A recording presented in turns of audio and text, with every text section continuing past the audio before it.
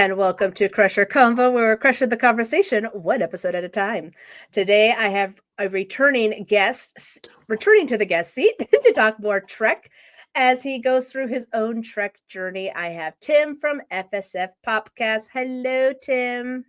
Hello, hello, hello. You dig the music, don't you? I see you I just. was in, I was enjoying the vibe of the music.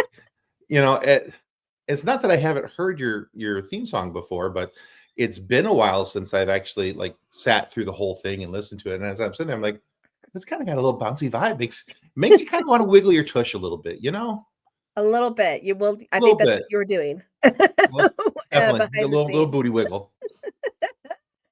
Actually, the song has extended. Before it was just the 30 seconds, and now I've actually done the like 45 seconds worth or something like that, or a whole minute. So yeah, you're getting more I dig it. vibes there.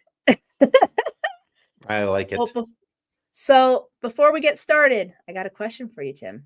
Oh boy.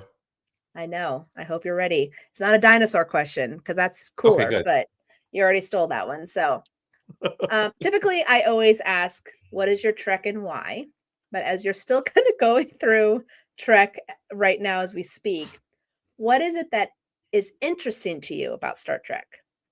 Well, actually, I'll answer both because I've watched a little bit of each of the treks, um, because of having different guests on from different incantations of the show, watching their work, episodes that are specific to them, and getting an understanding of who and what their guest was, even if it's not a series that I've gotten fully into yet. So first off, my trek so far is Strange New Worlds. And I know that's the most recent one, and that's the newest one, but it's also now, the Prodigy it was what kind of was, and I've said this before, it was my gateway. It's what got me in. You're welcome. Somebody really cool suggested it to me. And so I listened to her, and it's her, by the way. Sounds like an awesome person. I'm just gonna Yeah, say. exactly. Somebody so awesome, the show should be followed by everybody who loves Trek. And I liked that, and it helped me understand Trek because I didn't understand it before that. And I think that's why I didn't like Trek, is that it seemed very foreign to me, and it was also a whole lot of not laser swords and pew pews and space wizards and all that kind of stuff that I was used to from another universe. So anyway, but Star Trek Strange New Worlds is kind of where I felt like, because I had watched the original series, I'd gotten into Next Gen, and then Strange New Worlds came out, and I was like, well, you know what? I kind of really dig this, and I find myself enjoying the characters. I'm still not forgiving them for killing off Hemmer. That's still a little angry about that. Not gonna lie. You're my boy, Blue. You're not alone.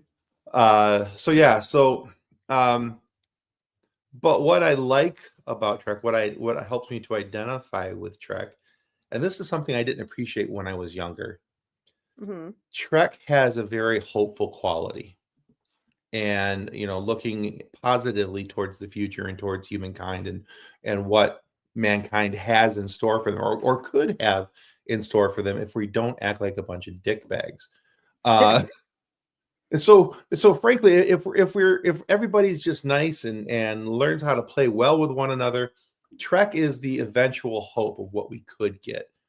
And even though, and I know that tonight's we're talking about one of the original series episodes, even though I didn't really care for the original series, and I still don't, it's still not my favorite. One of the things I find, even with the original series, is that there is no show for me like Star Trek that makes me, when I'm done watching an episode, stop before I go into the next one and reconsider what I've just watched and how it impacts the world around me, even if it was something from 60 years ago. That's a very in-depth answer. I don't even know how to respond to that. Yay! But I will. Okay, good. No, but I think, and I'm still new. I mean, I've talked about this multiple times. It's only been 3 years that I saw Trek, and there's so much to learn from it. Yeah. And I just had my interview with Brian yesterday, and we did talk about just how he embodies those qualities in his daily life. And he's like, because he thinks that that's just the most important thing to do. And I agree. Yeah. And it's just like, you guys are gonna love the interview, by the way. It was lots of fun. But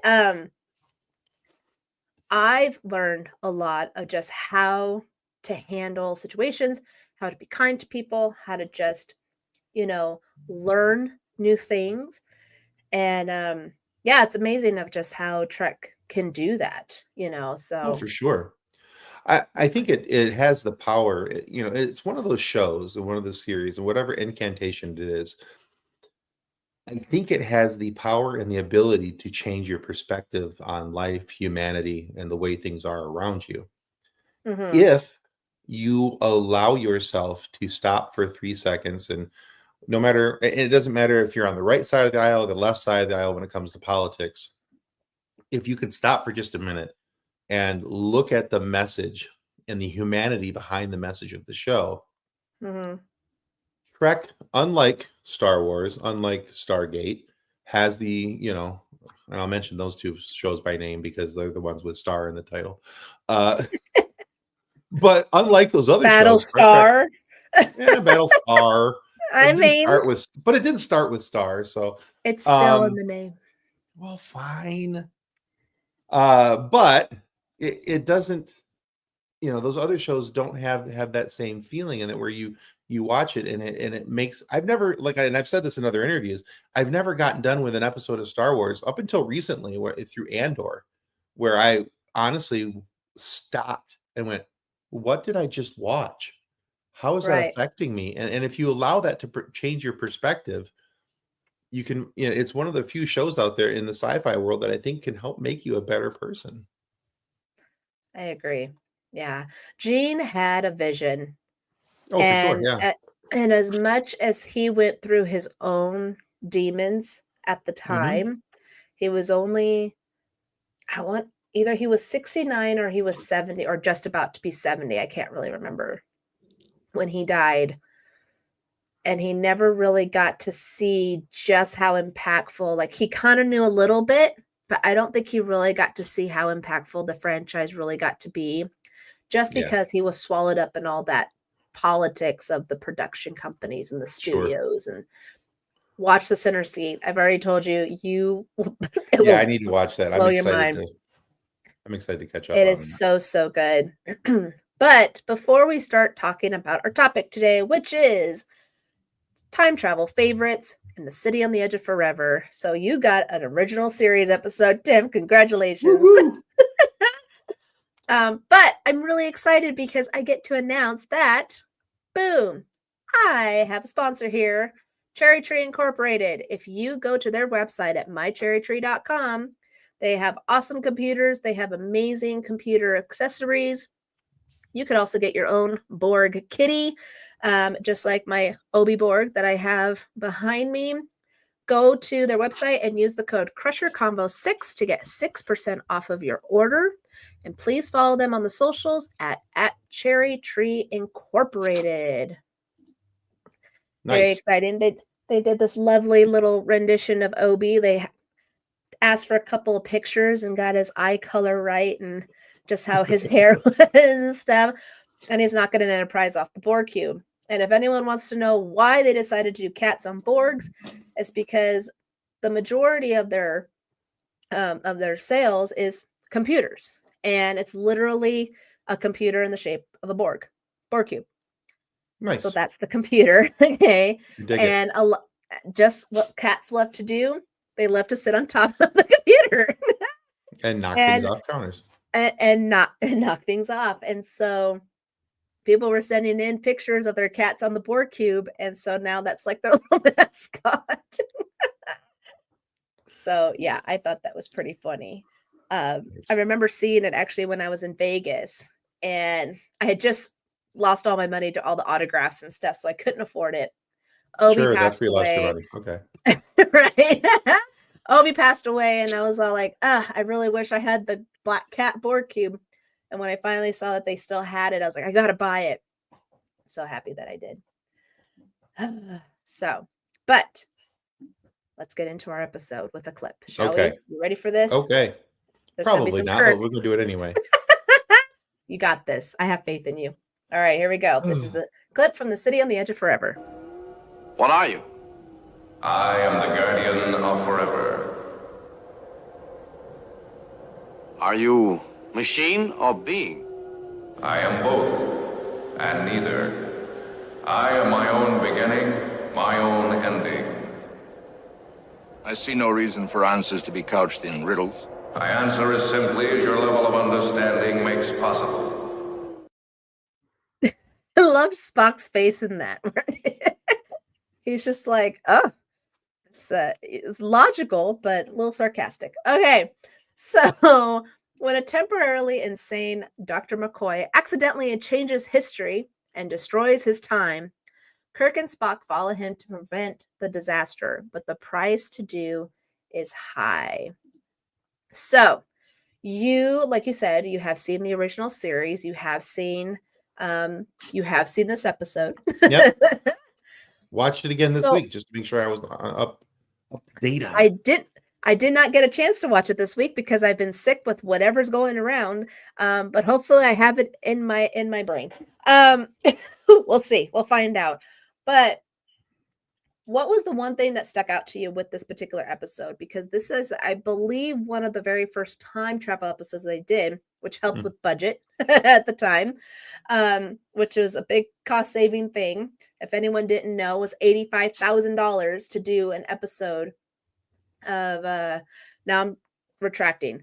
It was either $85,000 total to do an episode, or Lucille Ball had to put the $85,000 and the other half was from the production company. Can't really remember which is which, but anyway, she paid half of it. That's all I know.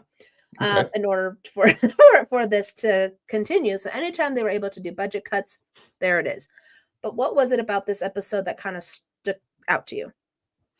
So there's actually a couple things, and both of them are from the episode, but neither of them are about the meat of the episode. So the first thing, the first thing is that the time traveler dude, the Guardian, the Guardian, Guardian so Forever. that ring, it's one of those things. So we have a Facebook group of like 215,000 people for funny science fiction on Facebook, and that image of them jumping through, Kirk and Spock jumping through the Guardian, is sent through all the time, and I could never remember where it was from. And it's one of those things, I'm watching the episode, I'm going, I knew that was from okay, that's from this. All right, great. This is just kind of getting refamiliarized with that. So that's one of those things where a meme has been created from something from pop culture, and you don't remember where it's from, but then all of a sudden you see it. So there was that.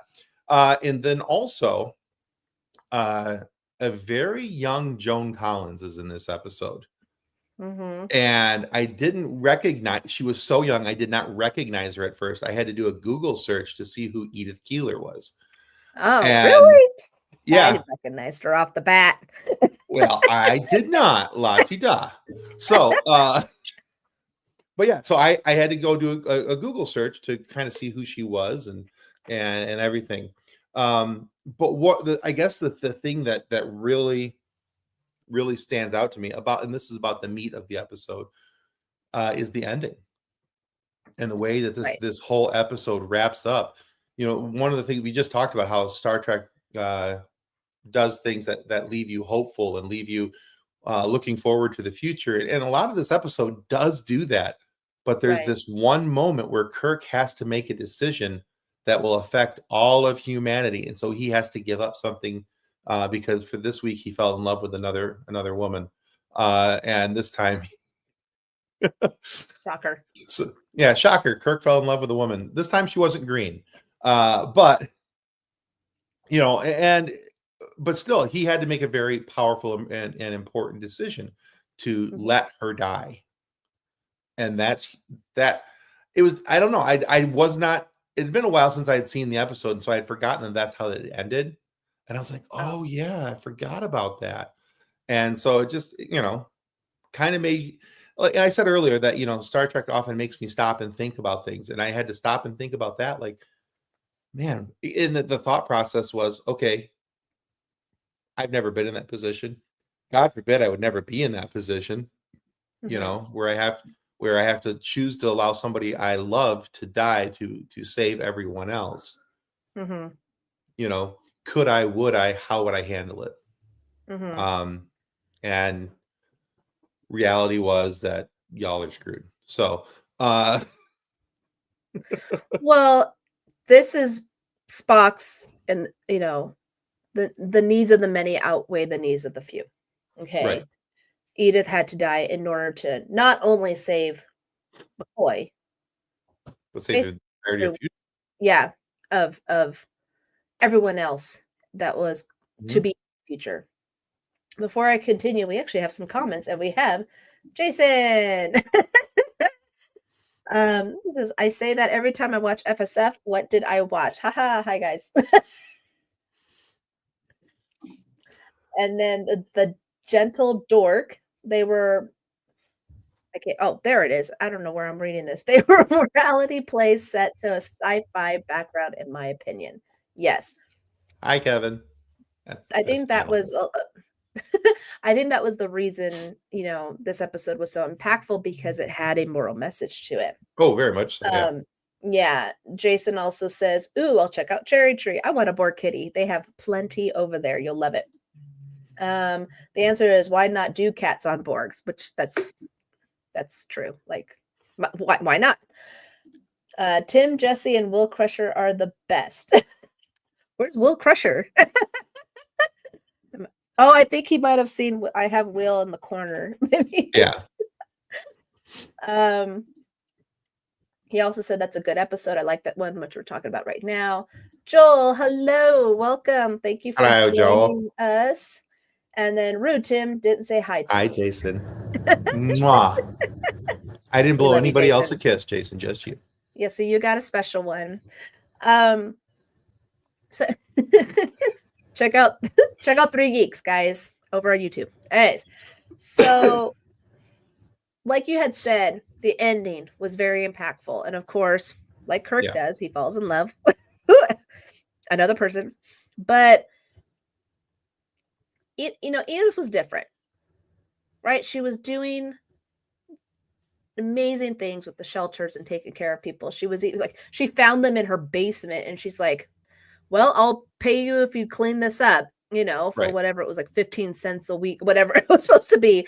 But the thing was, it was like, even though they like snuck in and tried to steal stuff, she was still willing to help them. She was a very special person, which is why she was important, that her death was so important, that impacted so many things. I will say that I think that Kirk's attraction to her this time, although Joan Collins was a beautiful woman, don't get me wrong, Edith Taylor was a beautiful woman, I think the attraction for him was not a physical attraction.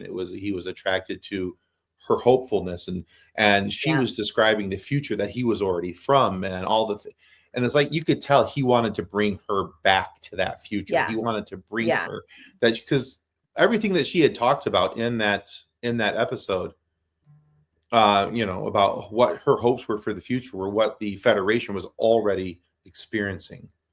So she would have fit in seamlessly into that future. And I think that he was trying to find a way to bring her to that. I think that if they would have found Bones earlier in the episode and they could have all returned, I think they would have taken her with them, had they, before Spock discovered what was her future was supposed to be. Right. Which would have been a very much like the Voyage Home, because that's the 4th Star Trek movie, and the one with the Jillian, whales. The one with the whales, Jillian, she got to go with them, right? Because she knew about the whales, so they're like, well, we got to bring you with us because we know what to do. You're going to help bring whales back from extinction, right? So if anyone has a comment about this episode, please chime in. You know, I'm not a huge TOS fan. Okay. Everyone knows that. I don't really watch it very often, Shocker, me but I either. know, but there are some good episodes. And this is kind Oh, of for why I sure. wanted to do this one. And it was also because it kind of paved the way for a lot of future time travel episodes, which is ta-da. And guys, this is literally just a handful. If you look on Memory Alpha, there is a lot. So I could only fit so much. But so here is a list, and I know, Tim, you haven't seen a lot of these, maybe hardly any. I'm sure you saw the original series and the movie, but Future's End, great. We get Sarah Silverman in that one. Voyager. All Good Things, which is a little different in time travel, but it definitely, he does jump timelines, so it kind of still fits. Trials and Tribulations, where you got to combine hmm Deep Space Nine and TOS, and they did that beautifully. Little Green Men, absolutely hilarious. Great, but Past Tense is probably the biggest one on here, just because it kind of had the same feel of a certain person had to be there during this time of 2024, the Bell riots, and if he wasn't there, then the basically their unifying wouldn't have happened. Okay, so really great episode with Bashir and Cisco in that one, and of course Yesterday's Enterprise, that was also a time travel timeline change. But yeah, these are really good episodes. And one thing that I always loved was the fact that when something were to happen, something has to take its place. Okay. hmm And I've seen this in so many different television shows. And I'm going to be using an example. And sorry, Tim, this is going to spoil it for you, but Okay. Don't worry, I'll not forget too about it by much. tomorrow. I'll have Cool. slept Okay, since then. great. Before I continue, the gentle dork, you said his name, Kevin? Is that what you Kevin, yeah, said? Kevin Tierney. Kevin, all right.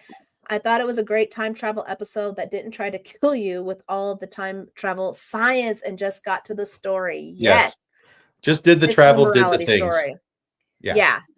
Morality story at its best. And Joel says the Guardian comes back for the animated series most iconic episode of yesteryear. I haven't seen the animated series, but I need to. That needs to be on my list. I have not gotten high enough to sit down and watch all of the animated series. So Yeah. I've heard yeah, I think you need to be on some really good drugs to watch some of the animated series. The colors alone are like, woo! Some of I that's think like, I'm more woo. scared to I'm more scared to watch and I think it's yesteryear. Isn't this about Spock's his teddy bear thing? What's it called? A salot. Okay. I have a thing about animals, okay, and I'm a little scared. I'm not gonna lie.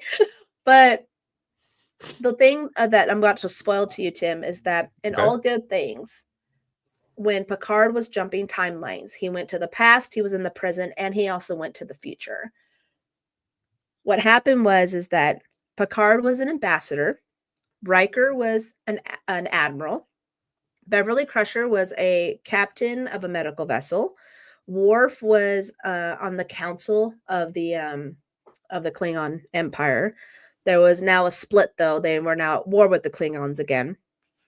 Geordi, I can't remember what Geordi was doing, but I remember he was visiting Picard and he had a family. Okay. And that was kind of the biggest joke of, Geordi wasn't good with women, but he was married to, we believe, Leah Brahms. We heard Leah. They don't say Brahms, but they heard Leah, and they I have think 3 I've seen kids. this one. All Good Things? I think so. I think Okay. because you just mentioned with Jordy being married. I've either watched parts of it or all of it, but I can't remember. So Okay. And then, of course, Data was a professor at university, and Troy had died young. Okay. Yeah. So all this, but Picard had to change to save humanity. He had to change something that he did in the future in order for it to not destroy humanity altogether. It was going backwards. A little confusing in the science, but he fixes humanity. Everything's all good. And also he was married to Beverly Crusher and they got divorced. So that was a whole side story. Well, he saves humanity. Yay. And as things progress, as we go on to now Star Trek Picard, it's Data who had died. Beverly and Picard didn't get married, but they had a son. Troy didn't die because someone had to die, and it ended up being Data instead of Troy. The Enterprise D was not a 3-nacelle ship. It had crashed not long after. Geordi got married, but not to Leah, but only had 2 daughters and never had the son. All this stuff had happened. Picard became an admiral, not an ambassador, things like that. And so because of just changing one little thing, it flipped everything off its hand and just it rippled, right? Which in a sense, some of it was fine. It worked out. I mean, they lost Data, but Troy lived. Yay.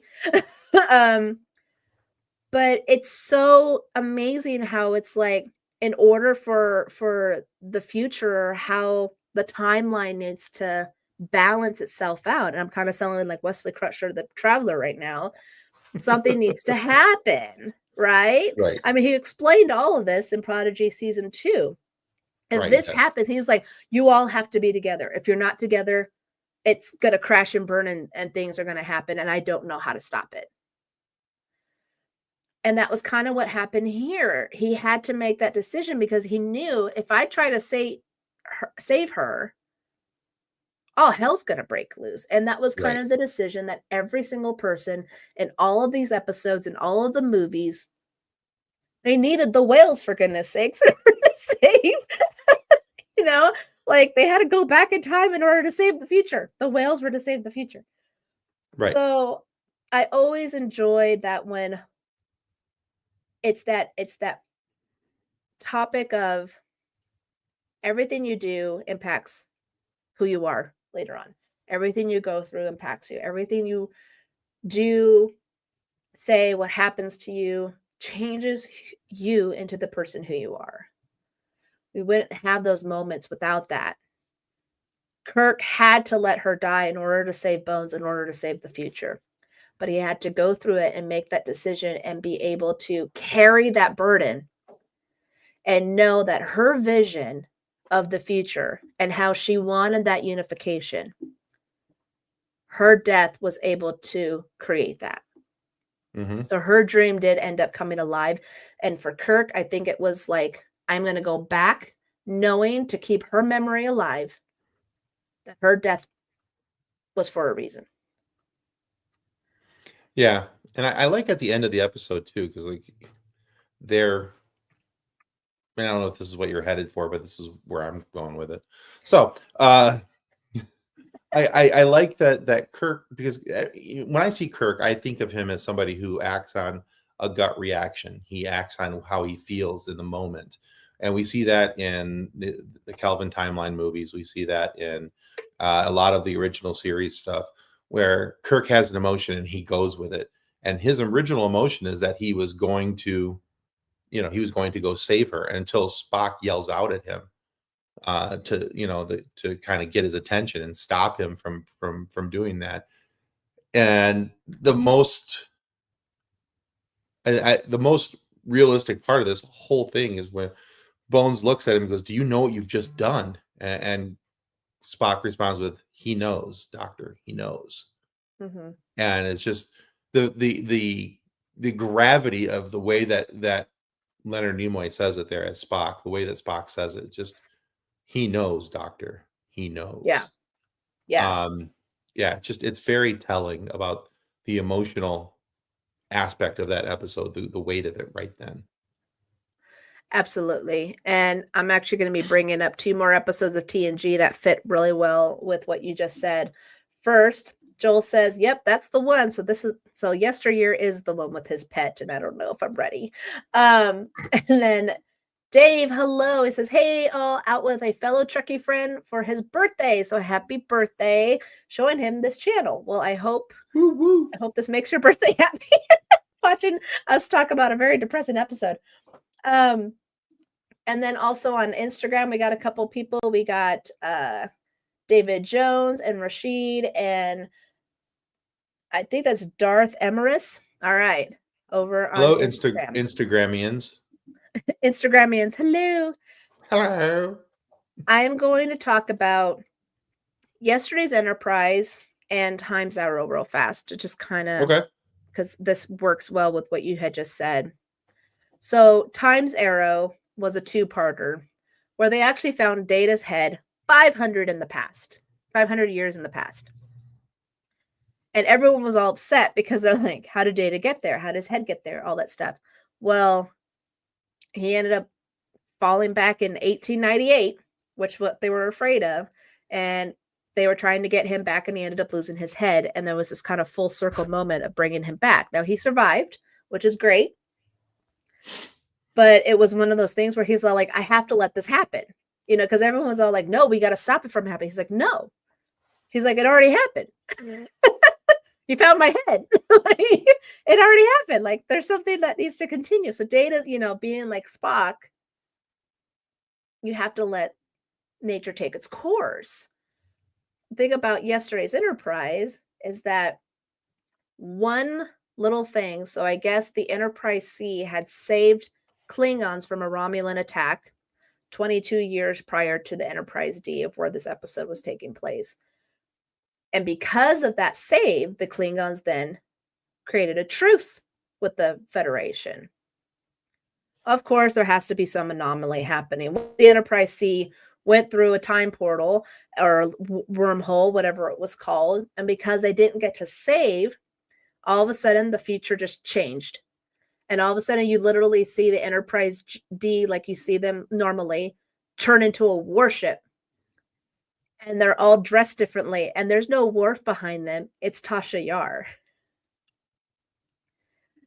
So she didn't even end up dying. They never had Klingons. They were still at war with the Klingons. Like this whole thing, all because of this one moment. So this is that Edith moment, right? Right. That if they didn't have this, but it was Tasha and Guinan, because she knows like something's off.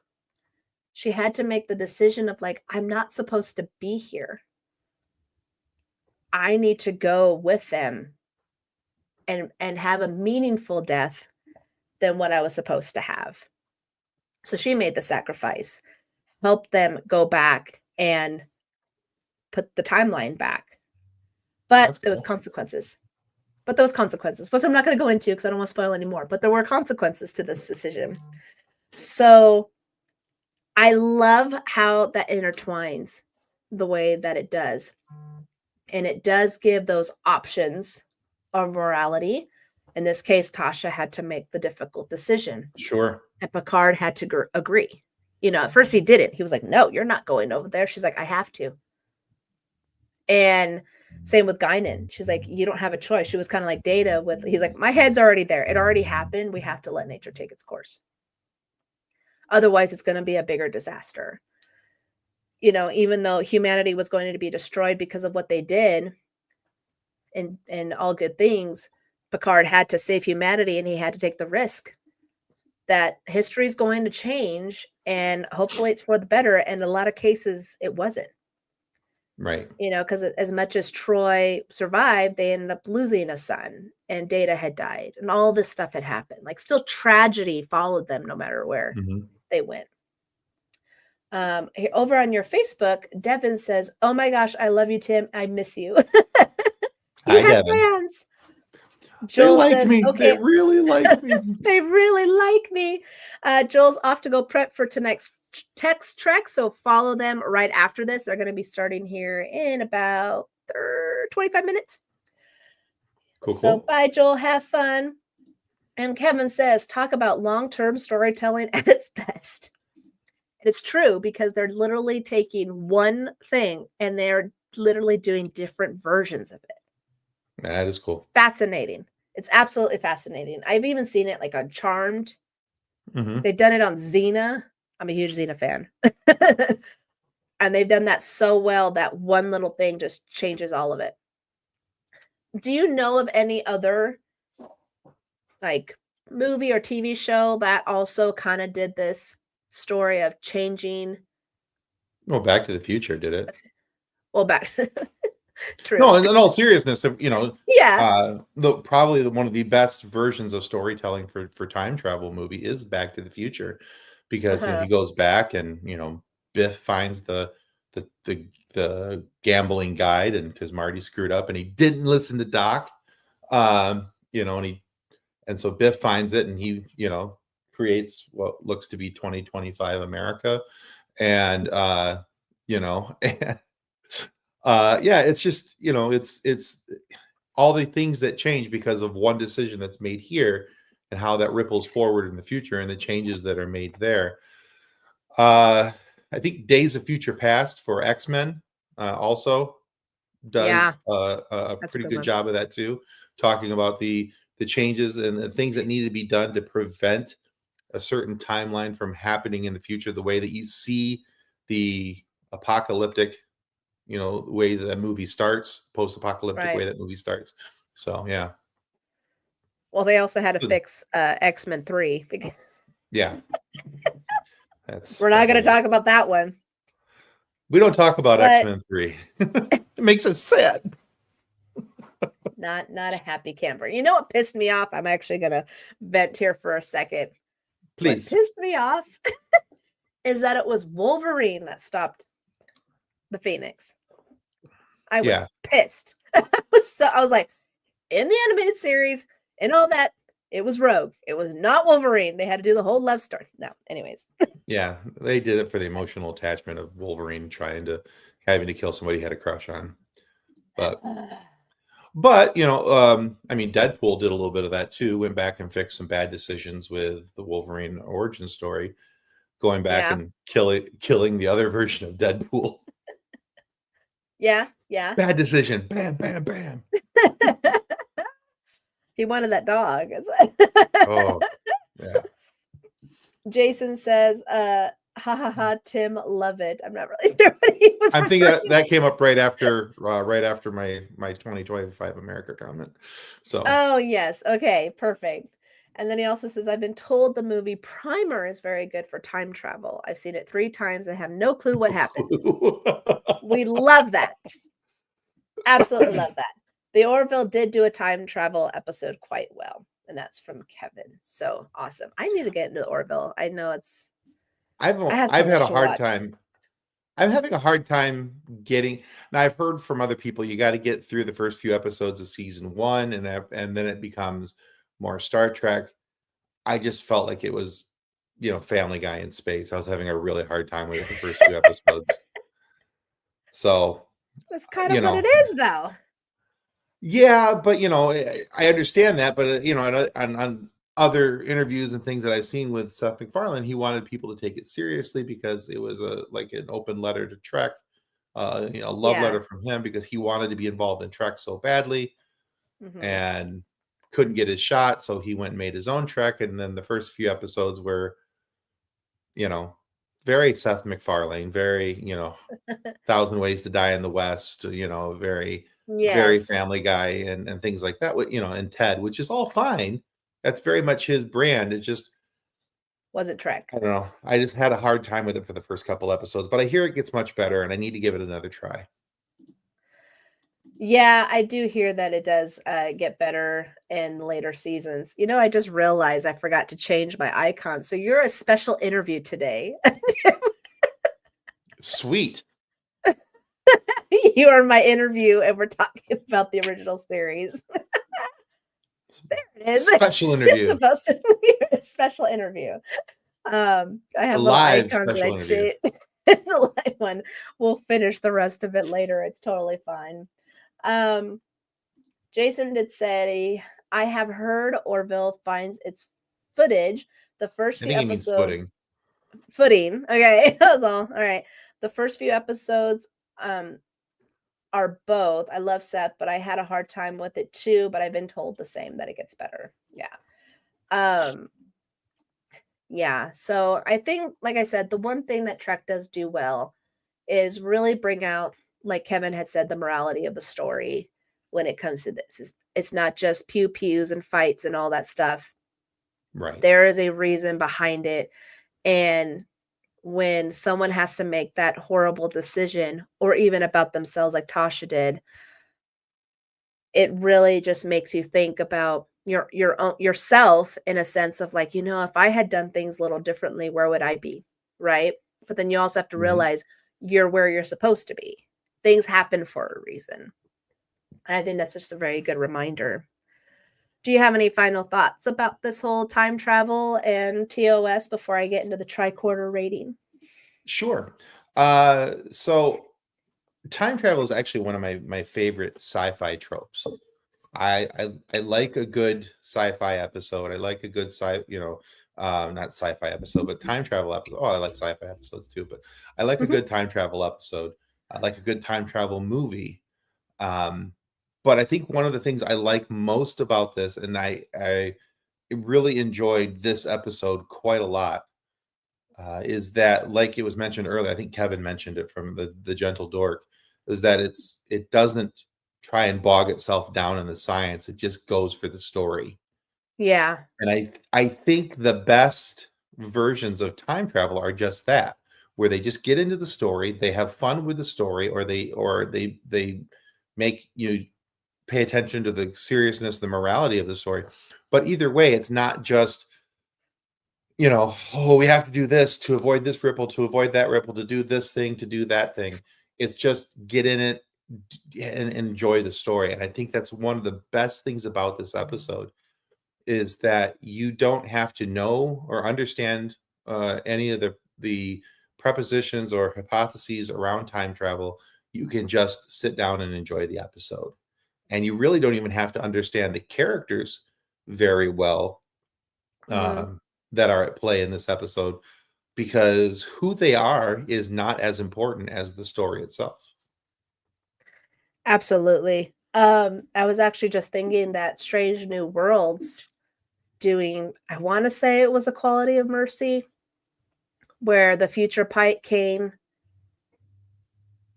to the past in order to tell Pike just that things have to Yeah, yeah. play its course, because he was gonna Mhm. try and stop him not getting burned. And Things have and to he happen was the way they so do. things have Yeah, to happen the way that they do. And he was like, you need to let this happen. You need to stop worrying about it, because he was so obsessed with it, right? right, Being very careful, being too not a captain in a sense. right. And His then whole of course, personality they changes had, after that, and he goes back to being yeah, Pike. yeah, exactly. And then even tomorrow, La'an has to make the decision of saving a very young Khan, and Right, it's just one of those things where she's all like, I could kill this child and so much would not happen. The wars, all of it. But then where would she be? Where would other people be? What would right. happen? Would there be certain things like she made the decision to leave him there. So very, very good, heart-wrenching episodes in a lot of sense. Like Yeah. when you really, Honestly, really think I about it. think Trek as a universe, in my opinion, handles time travel probably the best, Uh-huh. um, out of a lot of the sci-fi universes. I think they handle it Yeah. the best. I think that they have a different perspective on it, because I think they look at the humanity and the morality of the story, not just how cool would it be to go back and gamble a bunch of money and have a better future, you know? Yeah. Yeah, exactly. So with all that being said, let's go into our tricorder rating. My tricorder. All right, I got 4 votes again. Yay. So the voting was 5 guardians being the best, 4 time distortions, 3 homeless shelters, or 1 or 2 shots of cordrazine. And 3 people voted 5 guardians. They're like, top-notch episode. But I got 1 person there who was like, no, this is a 1 to 2. That's how many shots you're gonna get and go mentally insane. So clearly they're not a fan, but which is fine. But I think for me, I would probably give it a 5, just because for being a TOS episode, it hits the marks very well. Where would you put this in the rating?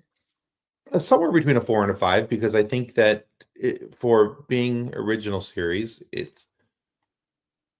and being the type of story it is, I think it Mhm. handles everything really well. And I think if we're gonna talk about just being look at it from just a time travel episode, it's probably Mhm. closer to a 4. If we're looking at it from the story style and the quality of the story and the way that Right. it makes you question your own morality, then it's a 5. Yeah, I agree. Yeah, because the time travel part is like, all right, they're jumping through a The hole. time travel Woo! part was a little weak, but that was also kind of the benefit of it, was that it was just, "Hey, we're not getting weighed down with the time travel, we're just having fun.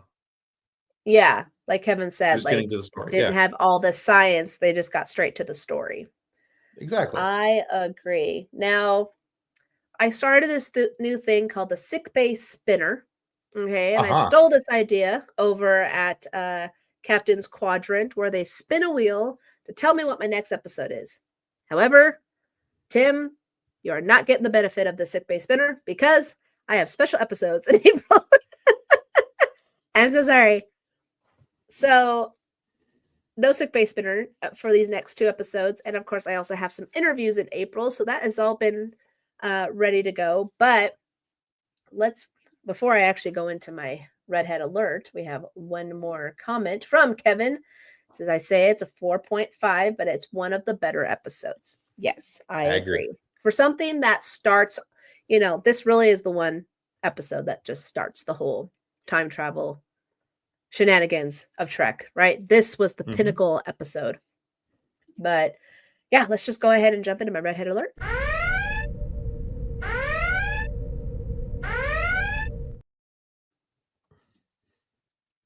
And like I said, no sick bay spinner because I have a special episode next time as I sit down with Cameron Harrison from Green Shirt Podcast in Newbie's Trek Through the Next Generation. Cameron has officially finished The Next Generation after 7 years. I am going to talk about his journey and what he has learned through this whole process. So, this episode is live on April 4th at 4 p.m. Pacific Standard Time. And of course, Trek Talks is almost here, and it's going to be happening on April 5th, which is First Contact Day. And it is to benefit the Hollywood Food Coalition. If you go to trektalks.net, you can find out all the information and all the wonderful guests that they're going to have. Follow them on all the socials at @trek_talks, or actually not even you better follow them on YouTube at Trek Talks Telethon. And just like this design and all my designs right now on my TeePublic store, all the proceeds will be donated to Trek Talks up to April 5th. And my episode with John Billingsley is finally here. It is happening next Friday. We discuss the upcoming Trek Talks, which is on April 5th. For more information, please follow them on the socials at Trek Talks. And of course, subscribe to their YouTube. It was very, very fun talking with John. We had rambled off here and there, but we also got deep into the seriousness. So I hope you guys enjoy it. I'm really happy to share it with you guys. And last but not least, it is my Patreon shoutouts, and they go to Chuck and Leslie, who are my Commander patrons, and Engineer Mark, who is my Admiral patron. If you would like to support the podcast and enjoy exclusive extra content, just head over to patreon.com/Crusher Convo, and you can sign up for as low as $3 a month. Woo-woo. Hey, we did it. So, Tim, thank you for joining me. Please tell the listeners where they can find you. Well, hi everybody. I'm Tim. I'm the host of the FSF Podcast. We are your nerdy location for sci-fi, pop culture interviews. We talk to writers, actors, directors, all that fun stuff. You can find us here on YouTube, of course, at FSF Podcast, on all social media and all your audio podcast providers. I also just want to, if you don't mind, I want to throw out one little quick plug because, plugs are fun. So Trek Talks is April 5th. Jessi has her interview with John Billingsley getting ready to post here shortly. On April 3rd, 2 nights before Trek Talks, John Billingsley and Bonnie Gordon, the voice of the protostar from Star Trek Prodigy, will be joining us live on air on FSF Podcast. You can find us here on YouTube. You'll be able to ask them Trek questions. We're going to talk about Trek Talks, why it's important, each of their series, things along those lines. So we're going to have some fun with John and Bonnie on April 3rd at 8 p.m. So it's one of our regular live show nights, but it's a little bit later because they're West Coast and we're kind of giving them the benefit of the late start. So, but yeah, so April 3rd, 8 p.m. on FSF Podcast. Come talk with John Billingsley and Bonnie Gordon. You can ignore the rest of us, but you might want to talk with them. So I will ignore you and only talk to John and Bonnie. I'm okay with that. That's fine. I'm okay with that. Real fast, Chuck made it! Yay! Hello, Chuck. One of my patrons. Chuck is awesome. He loves Trek and he supports everybody. Awesome. So I'm happy you are here. But anyways, guys, I am starting to feel the cold medicine wearing off. Tim is exhausted. We've all had a rough week, but we made it. I'm surprised you've made it 52 minutes on cold medicine. Let's be honest with you. So, and a cough drop. I don't know if you saw me pop one earlier. No, I did. Is that what you put in your mouth earlier? Was that a cough drop? Yeah. Oh, Chuck says hi in the comments. Hi, Chuck. Nice to meet you, buddy. Hi, Tim. Yeah. Oh, and hey, guys, we talked about Three Geeks podcast earlier. Please go check them out. They're a lot of fun. I love Jason and the guys. I work very closely with them on a lot of different things. They're very good. And then check out the Gentle Dork too, Kevin there. Real good guy and does some real cool stuff in the community. And they're both great people to follow. Neither one of them are your I hate you for liking that gatekeeper type of people. They're just a lot of fun. So nice. We do love that, actually. Yeah. Exactly. So we're just here to have, what is it, Tim? Aggressive positivity. Is that what you call it? Yep. I believe strongly in aggressive positivity. Let people like what they like. Let people love what they love. You don't have to agree with them 100%. You don't have to agree with them at all, actually. But that's, if they like something that you don't in your fandom, well, you know what? They got to your fandom. They found it. Let them be there and enjoy it.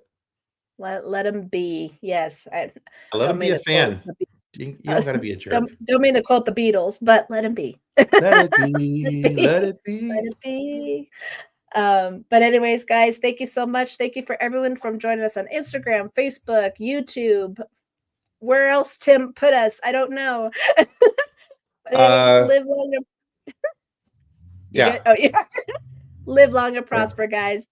Bye. Bye.